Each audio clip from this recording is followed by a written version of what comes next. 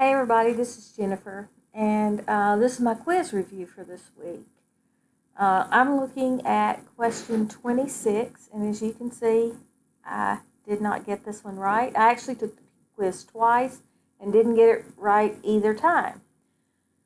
So I've gone back and looked at the opinion, and I'll be quite honest, when I took it, I couldn't figure out from reading the opinion what I thought the answer was. So I kind of just guessed both times, which I know is not good. But I have spent some more time reading the opinion, and I think I figured out the answer finally. And I can't remember what two answers I marked that were both wrong. So anyway, let's look at the question, which is, let's apply the Court of Appeals reasoning to a different set of facts. Remember, this is the collision at the traffic light between an ordinary citizen and an officer with Republic officer.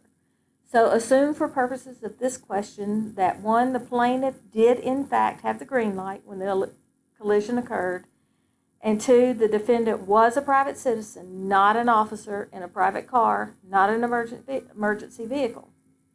According to the Court of Appeals analysis, would the case have been decided differently under those circumstances? So I went back to the case and I just started at the top and I read through again. And when I got to, in this part of the opinion, I can figure out how to make this work.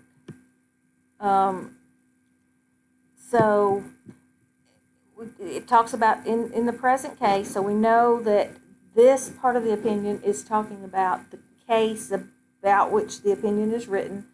We know that the plaintiff testified that she was halfway up the street, 15 or 20 feet away from the traffic signal, and the light turned from red to green, so she proceeded through the intersection.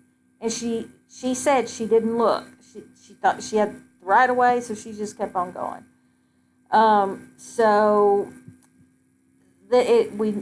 says that the plaintiff was, even though she entered under a green signal, she's not relieved of the duty of reasonable care, which means to look to make sure nothing's coming as you go through. So in this case, it says if she had looked and seen an ordinary vehicle approaching from a safe distance, she would be entitled to assume that such vehicle would yield the right of way.